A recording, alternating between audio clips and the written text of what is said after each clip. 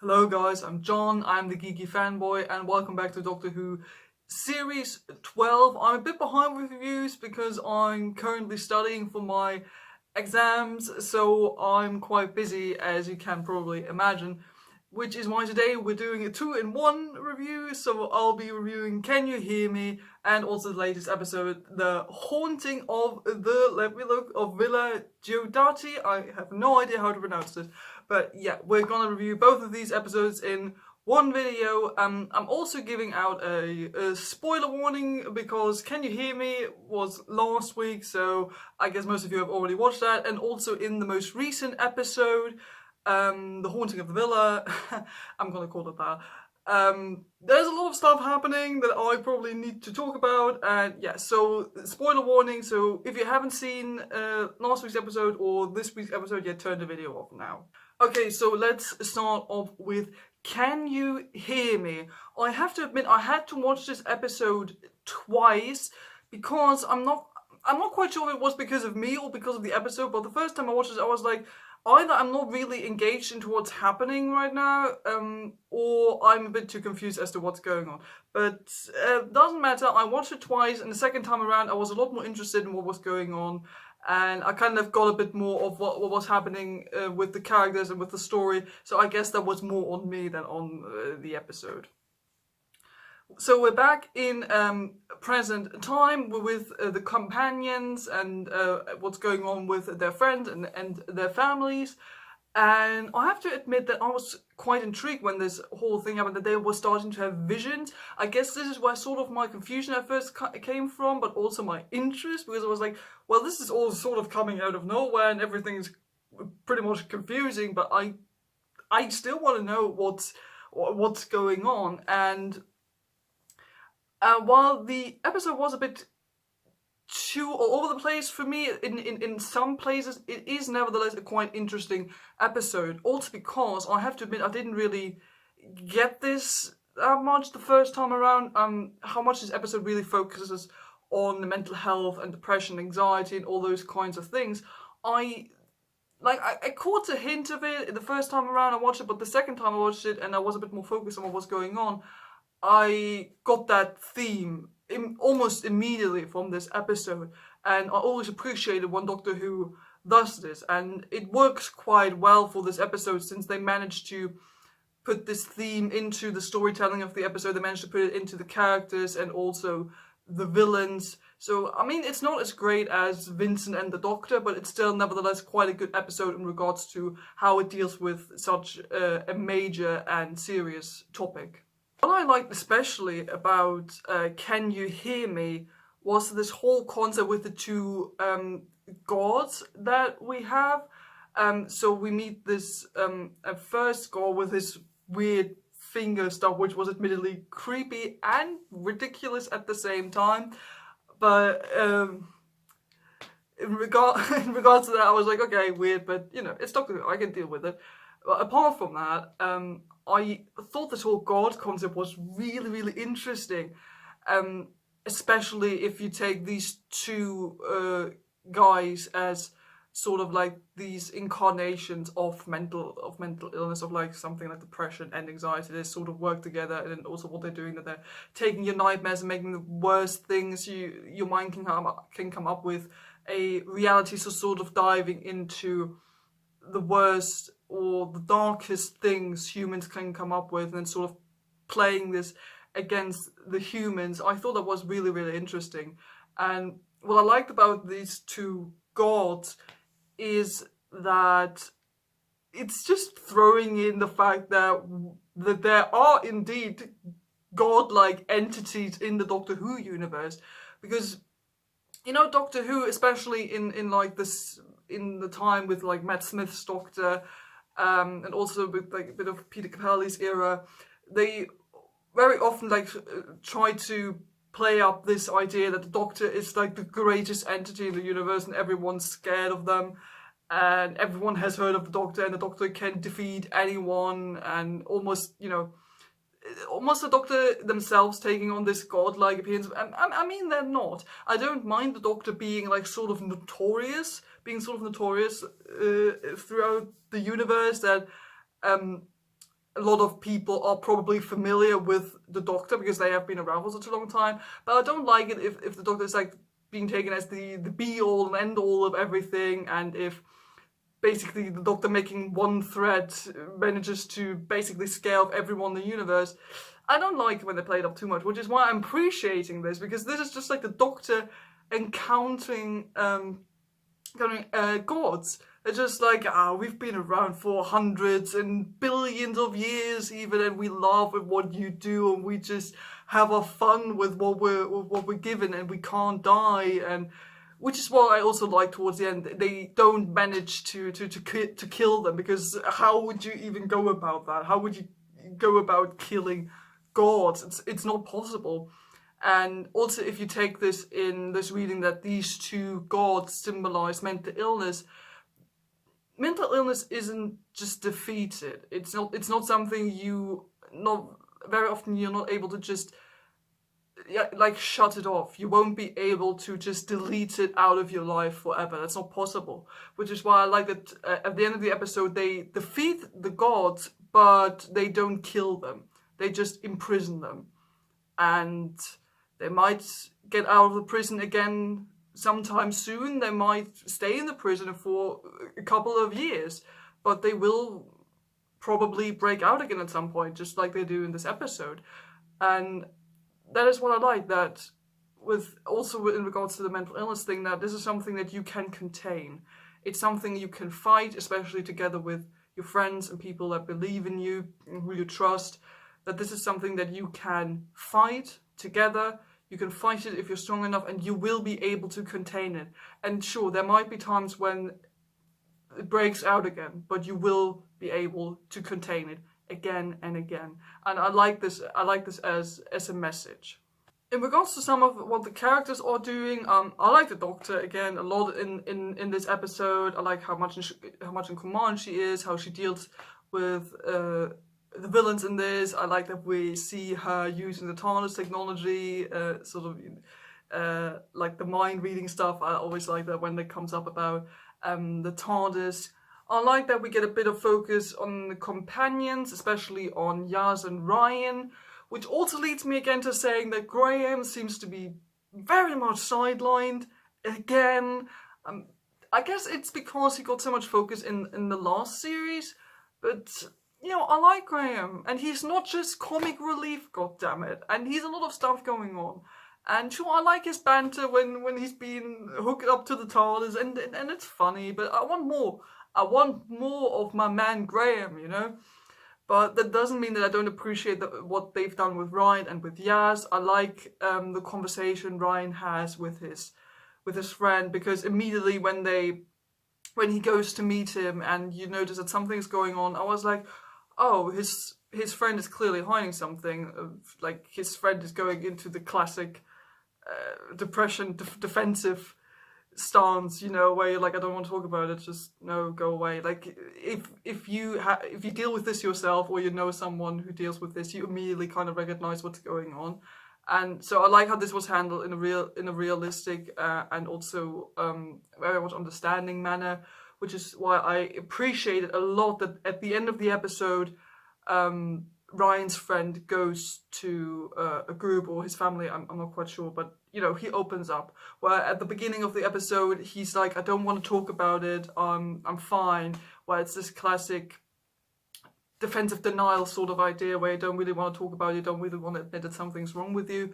But like throughout the episode, he sort of kind of realizes, okay, this is something I need to take care of. So I like that towards the end, you're being shown it's okay to open up. It's okay to admit that you're not fine and to ask people for help. I like that. That was wonderful. And also with Yaz, I liked her little thing that she had with that policewoman. That was very sweet. That scene that we get at the end with the flashback where she just sits there and she just ran away from home, and the policewoman comes up, and again you have sort of younger Yaz doing this classic thing of, I don't want to talk about it, just go away. Like, what is this random stranger, what does she want from me? But I like the connection they're making. And at the very end, when she comes back and says, there's something I need to give you, even though you probably don't remember me. And the policewoman immediately recognizes her. That was such a sweet moment when the policewoman immediately is like, Yasmin Khan, and you think, oh, that's actually quite sweet. And Yas gives her a 50p. And that was very sweet. That was very sweet. I mean, I'm usually someone who cries very easily. I didn't cry, but I really said that. I was like, okay, that's quite sweet. That was really, really nice. And lastly, also because I saw a lot of people talking about this, one of the last scenes in this episode is Graham talking to the doctor. That was actually quite a cool moment, like the one very interesting moment Graham got in this episode, because he talks about his illness, that he used to have a cancer and he's afraid of it coming back and all that, and he might get sick and might even die and all that. And I like that he opens up to the doctor about this, which I think is quite interesting, that he doesn't go to any of the other companions. He opens up to the doctor. He feels only comfortable with the doctor talking about that. And the reaction of the doctor, I think, is very much in character. She's listening, she's very attentive, and then she's like, well, I should probably come up with something profound to say right now, but I can't, so I'll think about it, and then I come back to you when I thought of something I should have said. And some people were like that the doctor was inconsiderate, it wasn't being fair with Graham, and wasn't very nice. But I didn't think that at all. I thought it was not only very much in character with Jodie Whittaker's doctor, especially when she says, well, I'm still quite socially awkward. I'm like, yes, that's exactly what this doctor would do. I also didn't take it as her being inconsiderate or anything. I quite liked it, actually, because she didn't dismiss him. She didn't straight up say, well, duh, deal with it, I'm gone. No, she didn't say that. She was very attentive. She listened. And she said, okay, I will talk to you about this at some point when I have something to say about this, because I need to think about this at first. And I like that, because very often, at least that's what it's like for me when I talk about my mental illness to my friends, I don't necessarily need them to like tell me something profound, or to tell me like, oh, it's all gonna be better and you're gonna have good days. And I don't necessarily need that encouragement or like the most profound words ever. I appreciate it already if my friends just listen. And this is what the doctor does. She looks very attentive. She's listening to his concerns, and you can see that she understands everything he's telling her. And I thought that was perfectly all right, because that's what a good friend does. She listens to his concerns. She doesn't dismiss his problems. She acknowledges that he has a problem, and he says, okay. She also admits herself, okay, I don't really quite know how to deal with this myself now, but I thank you for telling me, and I will think about this and come back to you when I feel comfortable enough that I can talk to you about this. So I thought that was perfectly normal and good reaction of the doctor in that moment. So overall, I would say that I enjoyed Can You Hear Me? The overall like story and the overall big picture of the episode, it's not going to be my favorite of this series, but upon like a second viewing, I enjoyed this a lot. There are a lot of like details I find very, very interesting and also quite emotional in this episode. And there are a lot of great character moments, and I do love the concept they're playing with in this episode. But I do think they could have maybe done this in a bit more structured or clear way. I appreciate what they tried to do with this episode. I think it mostly worked, and so yeah, this is definitely one of the better episodes of this series. Moving on to the most recent episode, The Haunting of the Villa Diodati. I have no idea how to pronounce this. Someone tell me down in the comments below how you pronounce this. People who watch my reviews or who know me know that I am quite a big fan of when Doctor Who does historical episodes, especially when we meet famous historical people. And as someone who not only enjoys historical episodes, but also someone who likes to read 19th century poetry and fiction, especially romantic poetry, and as someone whose favourite poet is Lord Byron, you might imagine how fun this episode was for me. So yeah, in the most recent episode we have the Doctor and her companions going to the villa at Lake Geneva, where, as probably a lot of history and literature geeks here know, where the Shelleys and Lord Byron and Dr. Polidori met, and during a stormy night they came up with horror stories, resulting in Polidori inventing one of the first vampire stories, and obviously in Mary Shelley inventing Frankenstein. So this is, at least to me personally, a wonderful premise for an episode, and I love this episode. It was wonderful. The whole gothic, stormy, dark vibe was absolutely fantastic in this episode. So yeah, I love the overall vibe and style of this episode. Before we even go into the story, I just love the idea with this house starting to change and you seeing ghosts and hearing noises and creaks and you don't really know what's going on. I like that because it's not necessarily horrifying. It's not necessarily scary, at least not to me.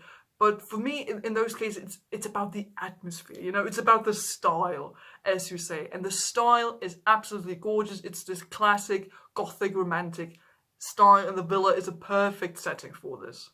I especially like how they did the ghost thing that was sort of cool, because throughout the episode you think, oh, I just saw something, yeah, I saw it too. What the hell does that mean? Because we don't really know what it is, and I like the solution that it is Percy Shelley, who is trying to come into the house, and then in like sort of retrospect you see what he tried to do, like for example when he threw the vase against the wall and all that. So I like when he do this sort of retrospect thing. That was quite cool.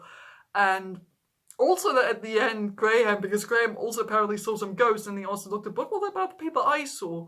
And the doctor's like, I don't know, maybe ghosts do exist. So I like that they still leave it sort of open with this mystery that, sure, some of the ghosts we saw can be logically explained, but who knows, maybe they are ghosts for real. So I like that because that's also keeping in touch with this gothic feeling of the episode.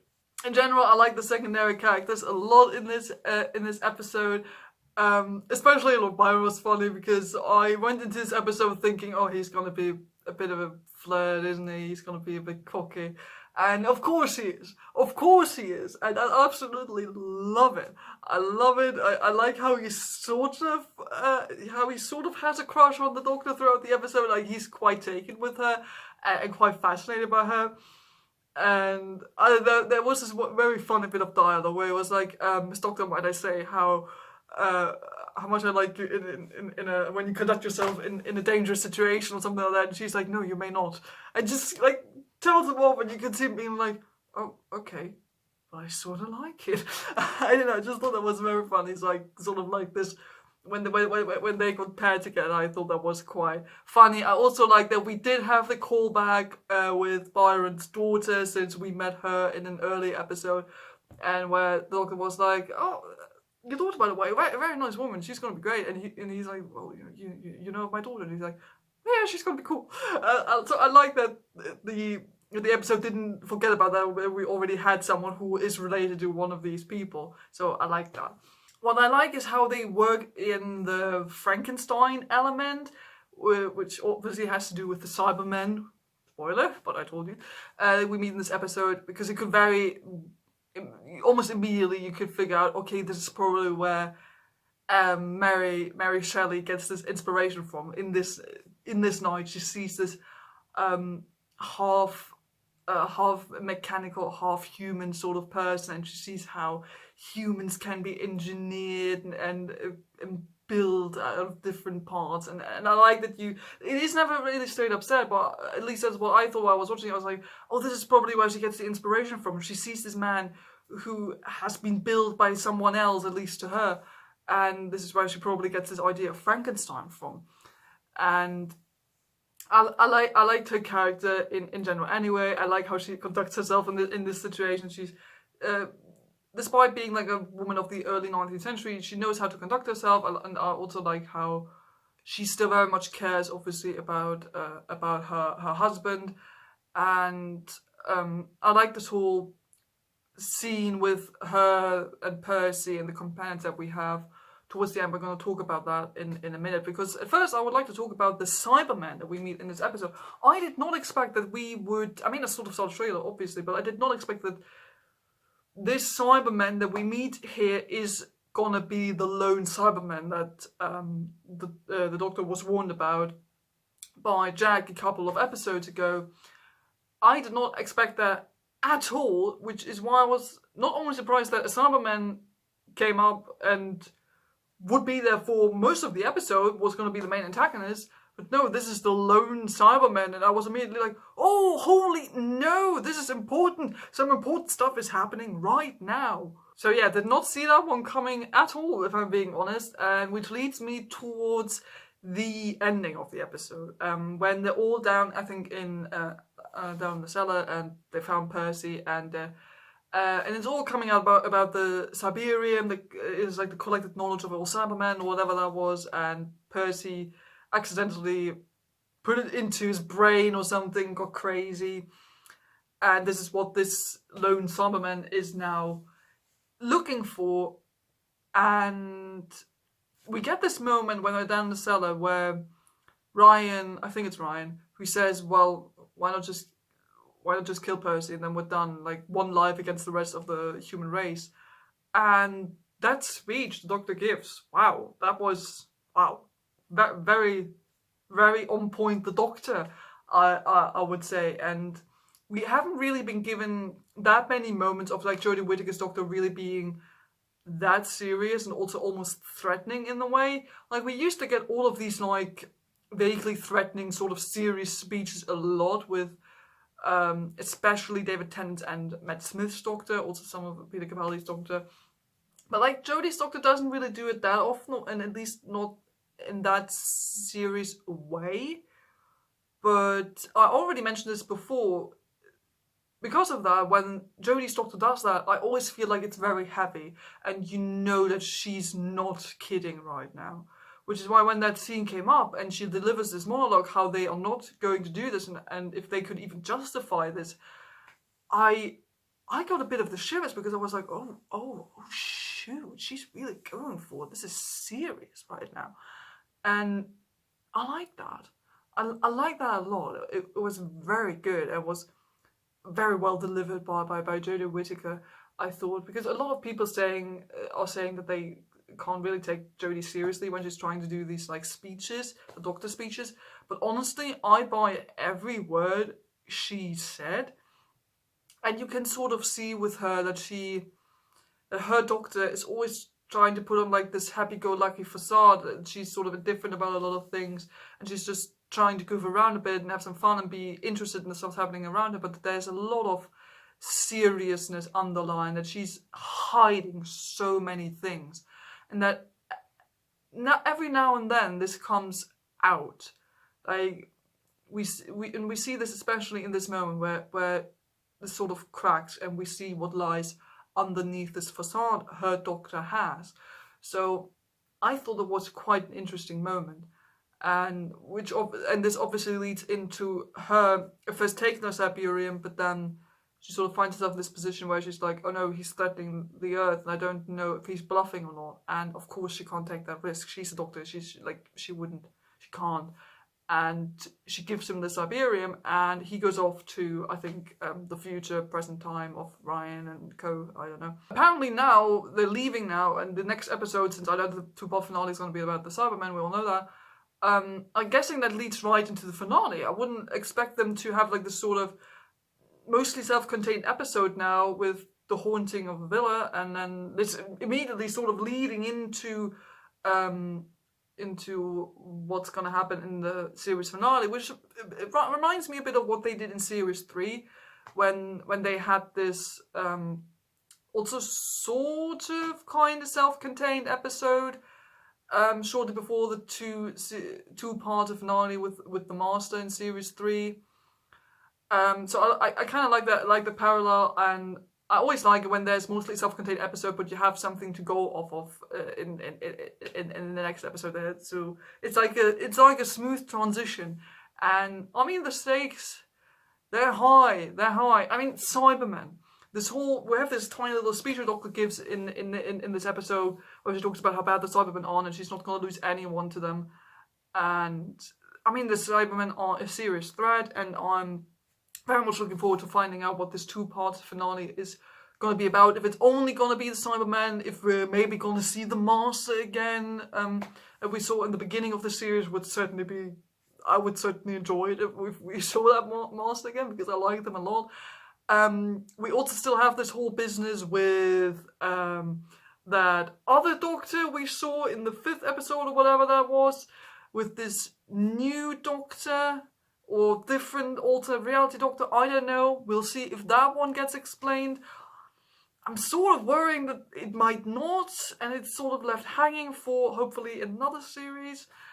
We also have the Timeless Child thing going on, but I think that's going to get addressed because the last episode of the series is called The Timeless Children. So I guess we find out what that whole thing is about. I already mentioned in the past review that there are so many things the series open up and they're still going on, and we need to find out.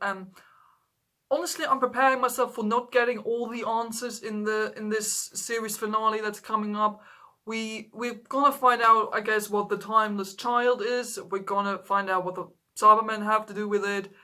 I don't really, at least I'm not expecting at the moment to find out, for example, where this new master comes in, like timeline-wise. I don't really think we're going to get answers to that. We might not even get answers to this whole alternate reality new Doctor, whoever that was.